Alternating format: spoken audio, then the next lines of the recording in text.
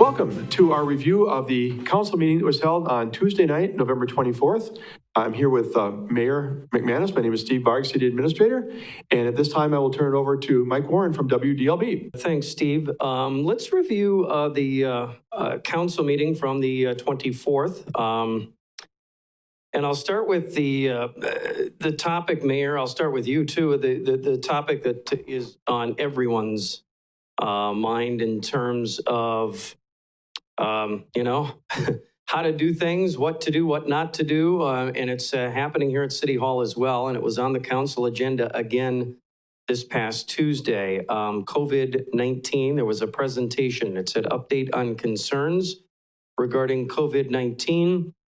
Steve addressed some things, and then there was a special presenter as well. Some pretty enlightening things that we heard on Tuesday during the council meeting in terms of COVID, locally numbers, and now what the city might be doing, or is how we're reacting to it here as we press on. What'd you hear on Tuesday, and where do we go from here in terms of the city of Marshfield? Well, it was very enlightening to hear Dr. Melms, and there was a presenter. He brought a video of one of their folks there that is right in there with patient care. We know that our health system is right now, they are overloaded. I think he said they have 157 patients within the system, and I think right around 60 COVID patients right here locally. And that is a lot when you consider everything else. And we're seeing the numbers get larger and larger. So it is, of course, a concern. They did ask for help as far as what more could be done. And I think the city's response from the very beginning, I still remember when we sat in here when the first COVID case hit in Wood County.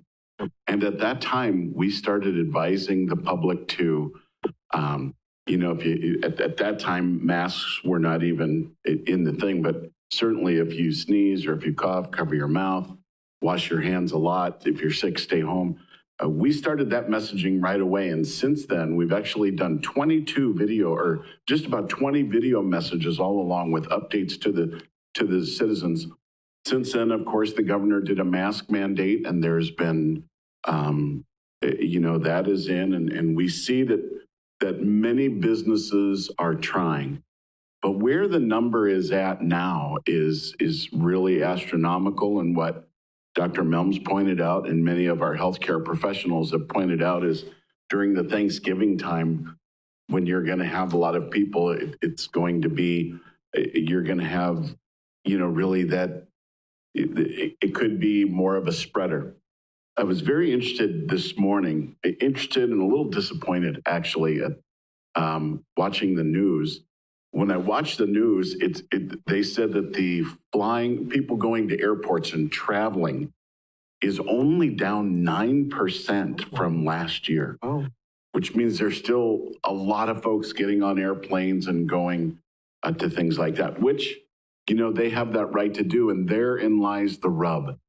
For people in the medical community and for us, we want people to really work on, wear a mask, wash your hands, things like if you're sick, stay home. But at the end of the day, it has to be what the public personal choices are. And, right now our numbers are going and they're probably going to get higher. So we're optimistic about a vaccine whenever that comes. We've been hearing about that for quite some time. We'll have to see what that does. As far as the city response, the other day last night, I was very happy that the council did ratify the state of emergency that was signed last week. And we did meet with our emergency management committee. So we're doing everything really in line. And that is really there to keep, the city, city buildings closed. Now, people still have access. They could still call. They could set appointments and things like that. But I believe that we're doing as much as we possibly can. You see things nationally with go out and do all kinds of extra things. I really don't know what else you can do or what else we could really legally do. This is in the hands of the public. The public makes a decision on whether they're going to stay home. We're certainly going to advise, if you're out there, wear a mask. Don't go to big, large gatherings. Be very, very careful around, Thanksgiving, dinners that are there. And we just have to be careful. That's the bottom line. We need to support our health system, and we are committed to doing that. One thing I will like to say, since I brought up the fact that city buildings are closed, is Monday night, this coming Monday night, November 30th at 6 p.m., is a public hearing on the budget. The Common Council chambers will be open. And so it is important that people can come and express their opinions on the budget. That will be there. And we're even, another decision was made last night with this, although I don't think that there was any action taken on it, but most of the meetings now will be virtual meetings by Zoom, especially for the smaller committees, and the Common Council meeting, Finance, Budget, and Personnel, and Public Works will certainly have that option. So city staff can be in their offices or working virtually from home. If council members choose to come, they can, but they will have that virtual experience. So we are hoping for the best, and we want people to enjoy their holidays. People have given up a lot this year, but we're at a place right now where these numbers are staggering. So we have to be careful. I think the mayor said it very well. There's not a lot that I can add, except that I would say that, when times are tough, people look to government for answers. They do. They see us as the people who are supposed to take charge and do things. And sometimes they're not even sure what that means. Do what? And, the cry we've heard recently, including last night, was from the medical community saying, look, we're overburdened with cases here. We're getting tired. A lot of our employees are out now. They have COVID, or they're dealing with people who might have COVID, or they're quarantined. There's the possibility they have COVID. And, they're seeing all these hospitalizations. And, what can you do to help us? And I think the main point is we support them. We care about them very much, and we would do whatever we can to help them. But at the end of the day, and I've heard Bob say this before as well, you're not going to see the city sending police officers to businesses, looking for people who don't have masks on. I mean, those kind of things. I know people are frustrated when they go to restaurants and stores and they see people who still don't appear to be taking precautions. That disappoints us as well. But at the end of the day, it's not something you're going to see local government trying to have a role in that. Besides, what I think the mayor has done is some outstanding videos that he's been putting out regularly with updates and with concerns for people to ponder and to put into place. That will continue to do, but the level that some people would like to see us go to is just not something that's going to happen. It's not out of a lack of caring about the issue. It's just what our role is. And Mayor, you mentioned it already too. There was an item, a request to approve a resolution to ratify emergency proclamation of the Chief Executive Officer on COVID-19. Can you just kind of clarify what that is, what it means, and also kind of review for the city residents, what is in place now in terms of restrictions, emergency orders, or anything of that nature that maybe people should be aware of? Well, realistically, this goes back to the state of emergency that was declared by that proclamation last Tuesday. And again, that was after meeting with our emergency management committee. And so it wasn't just one person taking an action. And basically what it does is for city offices. So for instance, City Hall is basically closed. However, you could still come in and make your tax payments and things like that. So people still have the availability. They can call, staff is here working. So the public always has the ability to call and get the information that they need. And they would arrange for pickup information or to take tax payments or things like that. We've also got hand sanitizer all around. The library did close. They are run by their own commission, so they did close last week as well. However, they are fully staffed inside, so people can still get their virtual learning. They can still get access to books. They can return their books. They can call staff there. It's just they're looking for a way. Everybody's looking for a way to slow the spread. Police department and fire department lobbies are closed and they're not doing tours.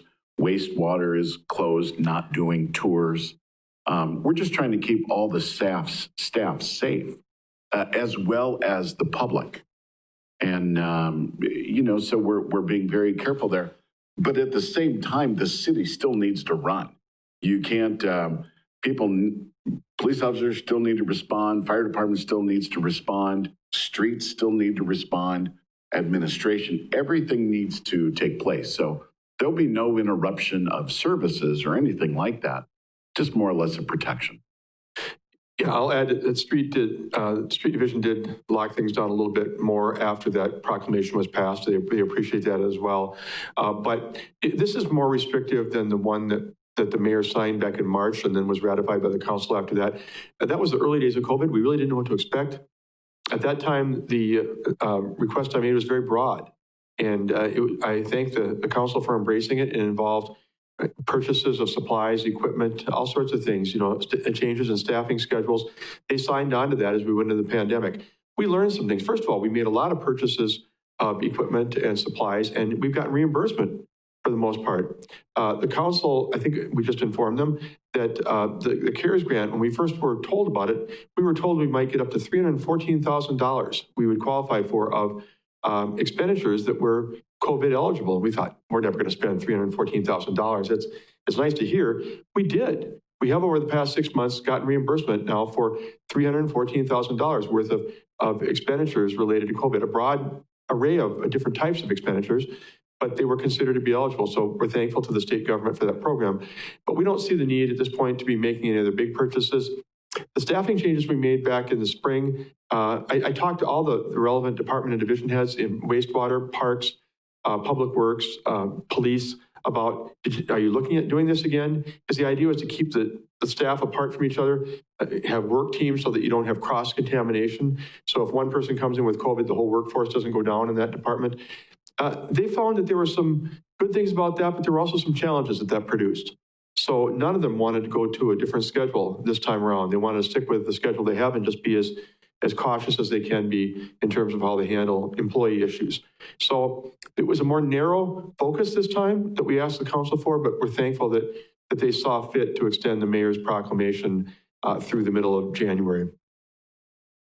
Also, there was, and Mayor, you alluded to this as well, there was a discussion about meetings, committee and council meetings moving forward. I don't think there was any formal action taken, but where is that issue at now? How is the city going to proceed there in terms of not only conducting meetings, but in a public way to try and keep the public involved if they so choose? So there was no formal action taken because we have been, all of our council meetings, I believe, have been Zoom accessible right. Anyway. So from the council perspective, the other committee meetings, historic preservation and all the other ones, we're really stressing and hoping that they will take primarily a virtual type of meeting as opposed to in person. There are some technology issues that some of them run into with internet speeds and things like that, and really making sure that their agendas are tight and discussing things that have to be, and if there are things that can be delayed, then make their agendas shorter. But as far as the council will again have the availability of Zoom meetings, and to where everybody can be virtual. I would always be here because and Councilman Fisher brought this up, I believe that the public always does need to have access. So depending on how many people from the public would want to come in, we might have to have just one or two people come in, make their comment, and then leave and watch the best on Facebook. Or if they are going to be here, we do have enough room in here to socially distance for a certain amount. And if there's overflow, we've got another conference room over there. So it's just going to be a little bit different. We want them to be safe, but we also want them to be involved, especially the last thing we're going to do is say the council chambers is closed before the budget meeting. I mean, that doesn't make any sense at all. And so Monday will be a very good council members can be virtual with that, and if they choose to, but the public will have access to that. And I believe the public can even get in on the Zoom meetings. It's right there on the agenda. So they've got that availability to be in there. And still, they'll also be able to watch the meetings on Facebook, at the City of Marshfield website, and as well, if you have charter, you can always watch them live on channel 991. And now would be a great time if you're not used to calling your alderman. If you really want to get your point across to them, give them a call. Let them know your position on whatever issue that you have. So what we don't want to do, even though we are going to be tighter as far as for the safety of everybody, we're still, the communication to the alderman and everybody is still going to be wide open. We're always going to allow an avenue for public input. We are going to try and gear more people if we can to, sending an email or a letter, or maybe calling a council or somebody in the council or a staff person that can document their concerns and bring them forward in some manner, rather than to have people trying to attend in person. But we're a big, small town. We're not Chicago, we're not Philadelphia. And what makes this place special in part is the personal touch. So we're always going to make available the possibility for those who feel that they want to be here in person. We're just trying to minimize that to the greatest degree possible. Mayor, you alluded to the Monday meeting too. There's a budget. Well, I guess it's a public hearing, right? Maybe just talk about what is happening on Monday, and what is going to be happening in terms of the budget process and the public's involvement. What is available to them, or if they're interested in that, what should they know about Monday, and I guess then what is the what is actually on the agenda in terms of, is there an action item or something pertaining to the budget? Maybe I can start with the process and then hand it over to you, because I just finished the draft of the budget, or of the agenda that's going to go forward. It's really going to be 4 parts. And there's nothing else on the agenda. It's not like there's a lot of other items that you're going to sit through if you come to the meeting. It's just all about the budget. The first part is a public hearing, when we're going to hear from anybody who wants to speak at the podium, or if they want to give us emails in advance, we'll go through them about your concerns, questions about the budget. Second is going to be an update from staff, very short. We're going to present the list of all the changes that have been made during the process, so council can see travel and training and these other things, what they've modified. That's good to be able to look back at from the original. Third is going to be council discussion. What do the council members think after they've heard from the public? What do they and the mayor think needs to be done? Are there modifications they still want to make to the budget before they would consider approving it? And then the fourth piece will be approving a resolution to adopt the 2021 budget and tax levy with any changes that have been made that night. It's really a 4-step process. Let me add one more thing to that. The memo that they're going to see in the packet too is going to show the total tax levy the way it looks right now. We've heard from all the other taxing jurisdictions. And while the city's proposed increase right now is fairly large at 7.4%, because of how Mid-State Technical College, the county, and the school district have come in, the overall increase in the tax rate would be, I think, about 3.3%. So, whether you call us fortunate or, dumb luck or whatever you want to say, the overall impact is less than the taxpayer might think. That doesn't mean that they shouldn't raise concerns about what they're being taxed. The second thing is I'm going to include a short chart that compares us to Stevens Point, Wausau, and Wisconsin Rapids. And it'll show what we've kind of seen in the past, but now it would show us coming up closer to our neighboring communities. And we basically have to look at 2 very important parts of this, because no one likes a tax increase. And I was really hoping, back when COVID first hit, I was, advocating at that time, no new tax increase. But then the facts got in the way. And when you really saw where we were and how deep the hole was because of mistakes made for a decade, just about, we're to the point now, which is, why do you have to go so high? You need a substantial increase. Right now, the increase that they originally proposed was 4.5. That just gets us barely floating. Imagine you are underwater at 4.5. Basically, your nose is sticking out up over the water, and that's how you're breathing. And if a wave comes or something comes and hits, then you are really in a big problem. And the council decided with the budget that they did pass, and now we'll go to public hearing, is that we want to fix this problem, because one thing this will do is it will really help the possibility of our credit rating going down. It will really make an argument to Moody's that we took this step. And that Moody's rating is very, very important when you figure that a 0.5% interest increase on a loan of $1 million or $2 million is a substantial amount of money that you're going to pay. So when you start looking at everything, you really can see why the council made the decision, look, we are going to get it done. We're going to get it fixed so that now we will be doing it right. I believe I heard Ron at a finance, budget, and personnel meeting say that this is the first time since 2010 or something like that, we will actually be covering our debt. We'll actually be doing it right. And that's a really, really big thing. And I think if we can just get the ship righted, then we're going to do, because anything less, then we know that we're going to be having this same discussion next year. And so it's going to be an interesting debate. I know that there are some aldermen that many are on board, and some are like, we've got to review this. We've got to take a look at it. And their constituents, I'm sure, are calling them. So you will see democracy in action again on Monday the 30th. Yeah, I'll go farther and say that I think that Ron Ullman and I, back in September, agreed this was going to be kind of a good cop, bad cop type of thing. He was going to tell the patient what the patient needed to hear. And what the patient needed to hear is that the best thing we could do is surgery.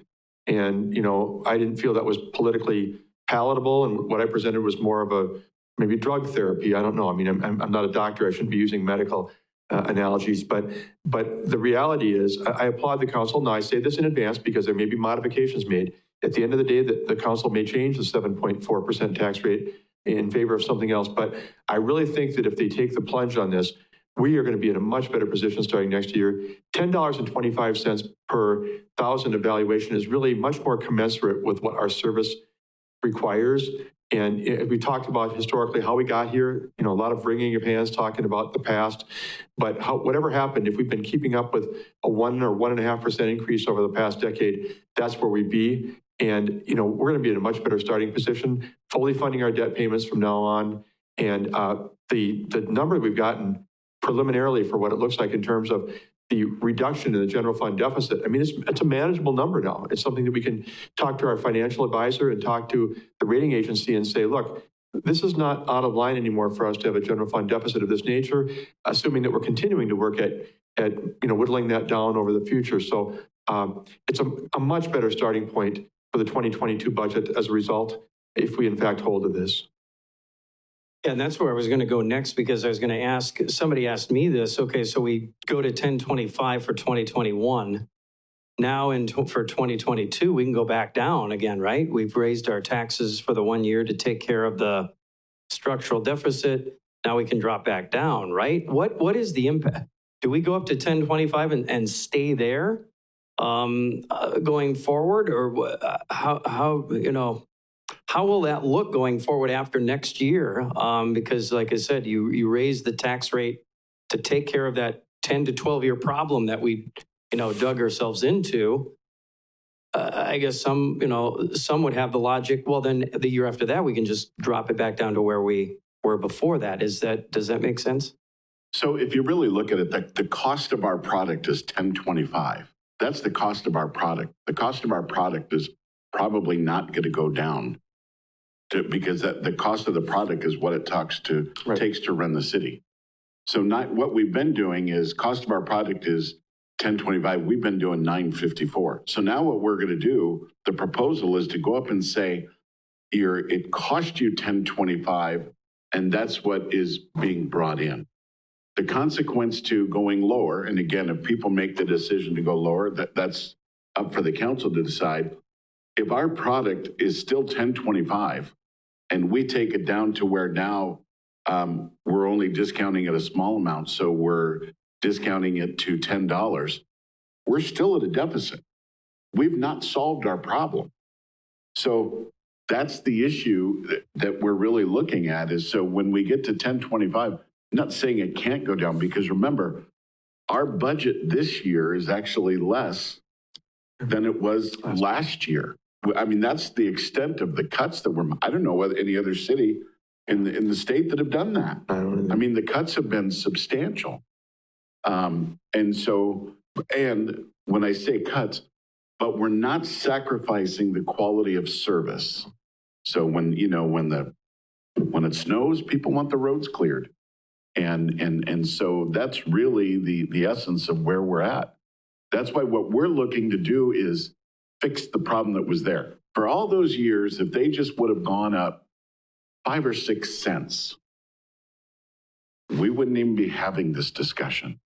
But the way the math was done was incorrect, if you will. And so with the indicators that they thought that they had, they made the right moves. The problem is they had the wrong indicators. And so now we've got to fix that. And don't get me wrong, as we go into the new year, there's going to be efforts to continue what the mayor and others started in terms of continuing to look at that budget very critically and find places we can continue to make more savings. But I think you're going to see us going into 2022 in the realm of what other communities deal with in the budget process. You know, back to more of a normal thing. Could there be an inflationary increase in the tax rate? Absolutely. But we've really gotten to the starting point, kind of like if you're doing a board game or something, we're finally on the board, ready to advance with every shake of the dice instead of sitting off on the sidelines, not even in the game where we need to be. We're there now. A couple other things. I found out that Wausau is reducing its tax rate for the coming year from 1049 to 973. And the reason they're doing that is because they've done a revaluation. Well, there's a day coming in the next 2-3 years or so, we're going to have to be doing a revaluation. And when we do, our tax rate will fall from 1025 or whatever it is at the time to 9 something as well. You know, we're at 86% right now of the ratio that the state where they believe we belong. In other words, they think that we're right now valuing property at 86% of what the state of Wisconsin would argue it's worth. Well, you know, we do that for another year or two, we need to be doing a revaluation of city property. That will bring us to where we need to be.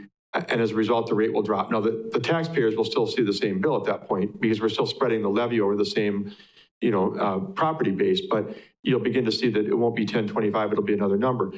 But regardless of what that number is, we'll finally be valuing our service at what it's really worth.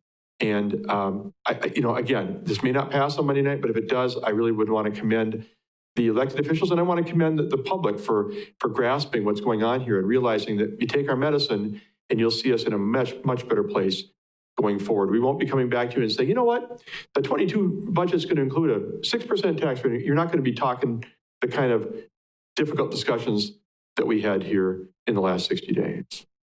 Well, and it sounds like this is a number we should have been to by now over the last handful of years. It takes 1025 to run the city in 2021 versus 9, whatever the number had been. In other words, we should have gradually stepped up to this number by now anyway. We left a lot of money on the table over the years. And I say that not trying to sound like a tax and spend person, because I'm not a tax and spend person. I'm a fiscal conservative. But let's say 1.5, right now, 1.25% is roughly $160,000. So when year after year, you kind of leave that on the table, you're supplementing your budget with other funds, which of course we all know in this case, were not funds that we should have been using. You put yourself in a hole. You've taken another shovel every single year. Well, what we've done now is we've taken some dirt and filled that hole back up. Now it's incumbent upon us to not start shoveling again. But believe me, that's not where we're going. We're going in a more fiscally responsible, paying our debt, being a tight budget community, but making sure that we're funding ourselves. So am I saying it's going to be all rainbows and roses? No, but boy, this would be a huge step in saying we're now where we belong as a community. Anything else on the budget? Okay, there were four closed session items that I saw on the agenda. Review lease extension for property at 305 West 3rd Street. review purchase offer for property located within TIF District Number 7, update on employment law matters involving police department, and update on status of collective bargaining with the police union. Was there anything on any of those items coming out of closed session on Tuesday? Yeah, I can report on two of them. The ones on economic development, the ones related to litigation, I can't at this point. There was nothing that came out of those that's reportable. But I think we've talked about this a little bit before.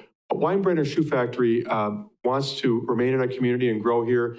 They've come to the end of a 20-year lease that they had with the city for the property at 305 West 3rd Street. And as they look at their options and possibly building elsewhere in the community, if that can be facilitated, maybe the business park, the industrial park, whatever might be feasible for them, they want more time. They need time to evaluate their needs. They've been struggling with COVID too, but they've also been, for the most part, in a growth pattern. They're a very successful business. So what we agreed to last night and was approved in open session is a 3-year lease with Weinbrenner with the amounts that they pay increasing commensurately with time for their monthly rent. But then there'll be a 4th year that they have the right to pull the trigger and extend on their own. And then a 5th year that would take approval by both the company and the city. So it's, in other words, it's a 3-year lease with 2 1-year options, the first one unilateral, the last one bilateral. And we're hopeful that during that 3 to 5 year period, hopefully during the front half of that 3 to 5 year period, that they're able to do a good analysis and that our development services department with Josh Miller and his staff are able to find a way that they can locate maybe elsewhere in a community, build a facility that's given them the potential for better long-term growth. We like the number of jobs that they provide. We like the corporate citizen they are, and we'd love to hear them stay here. The other item I'll touch on, and then maybe the mayor's got comments on one or both of these. There is interest in our industrial park. There's a company we've been talking with. They had floated an offer to purchase with us. We are at the point of kind of moving forward with them. So there was conversation about that and some of the terms of that. But there's nothing specific we can report right now about a tenant or a specific development plan. But I think as we get into early 2021, you're going to hear something positive come from this in the sense that we may well be able to announce some industrial growth out there in the park. So I guess the main takeaway right now is nothing specific except for the fact that there's somebody very seriously interested, or they have someone seriously interested in building in Yellowstone Industrial Park. Mayor, anything? Nope, Steve covered it very well. Okay.